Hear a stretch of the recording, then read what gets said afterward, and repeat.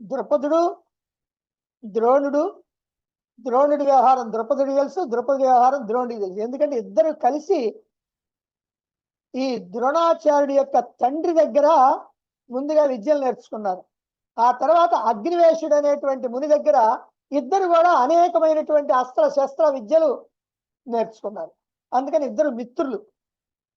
ఆ మిత్రత్వం ఉన్నప్పుడు ఆ చదువుకునేటువంటి సమయంలో ఈ ద్రోణాచార్యుడేమో బహుపేదవాడు, ఆయనేమో రాజకుమారుడు. ద్రుపదుడు పృష్ఠుడు అనేటువంటి రాజు యొక్క కుమారుడు. అప్పుడు ద్రోణాచార్యుడితో చెప్తాడు, నీ పేదరికం అంతా ఎంతకాలం అయ్యా, మన చదువు అయిపోగానే నేను రాజును అయిపోతా, రాజు అయిపోయిన తర్వాత నా రాజ్యం అర్ధరాజ్యం నీకు ఇచ్చేస్తా, నీకు ఇక ఏ రకమైనటువంటి పేదరికం అనేది నీ దగ్గరికి రాదు, నువ్వే కావాలంటే ఎంతమందికైనా దాన ధర్మాలు చేసుకోవచ్చు అన్నది. అన్న ఈయనేం ఆశపడలేదు, విన్నాడు, మేదకుండా ఊరుకున్నాడు. తర్వాత ఆయన రాజు అయ్యాడు.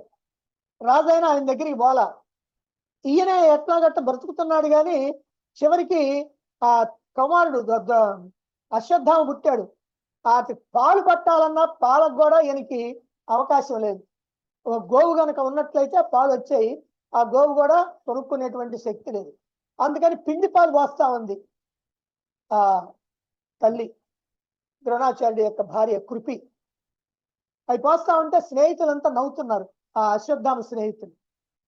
అందుకని ఆయన చెప్పింది, ఏమండి మీ స్నేహితుడు కదా, చిన్ననాటి స్నేహితుడు కదా, మీతోటి కలిసి చదువుకున్నాడు కదా, ద్రౌపదితో మహారాజు అయ్యాడు కదా, ఆయన అప్పుడే ఎన్నో చెప్పాడు కదా నీతోటి, ఒక్కసారి పోతే కనీసం ఒక ఆవునన్న ఇవ్వడా, రాజ్యాన్ని ఇవ్వకపోతే మన ఆవునిస్తాడు కదా, పోయి అడగండి అని. సరే నేను చెప్పి పోయాడు. పోయిన తర్వాత నేను మన ఇద్దరం స్నేహితులం కదా, మన ఇద్దరం కలిసి చదువుకున్నాం కదా మా తండ్రి గారి దగ్గర, తర్వాత అగ్నివేశ మహర్షి దగ్గర అన్నాడు. ఇంకేం అడగల, ఇంకా ఆయనకి ఏదో కావాలని అడగల. కానీ ఇలా అడిగేటప్పటికి ఆయనకి రాజ్యం వచ్చేటప్పటికల్లా మదం కూడా ఎక్కింది ఆ ద్రౌపదికి. ఎక్కి, ఏమిటి నువ్వు నేను స్నేహితులువా, కూటికి గతి లేనటువంటి పేద బ్రాహ్మణుడు ఎక్కడ, ఒక మహారాజు ఎక్కడ, మనకి స్నేహం ఏమిటి, ఇలాంటి మాటలు చెప్పాకు, నీకు ఏదైనా కావాలంటే భిక్షాటం చేసుకో, అడుగు, పారేస్తా, అంతేగాని నీ స్నేహితుడిని మన ఇద్దరం ఒకటే, మనం కలిసి చదువుకున్నాం, ఇట్లాంటి మాటలు చెప్పాకో అన్న. అనేటప్పటికి అవమానాన్ని భరించలేక తిరిగి వెళ్ళిపోయాడు. ఆ వెళ్ళిపోయిన తర్వాత ఈ కురుకుమారులకు విద్యలు నేర్పి ఆ తర్వాత ఆ ద్రౌపదుడిని తెచ్చి నా కాళ్ళ మీద పడేయమంటే ముందేమో కౌరవులు పోయారు, ఓడిపోయి వచ్చారు. ఆ తర్వాత భీమార్జునులు పోయి అతన్ని బంధించి తీసుకొచ్చి కాళ్ళ మీద పడేసి.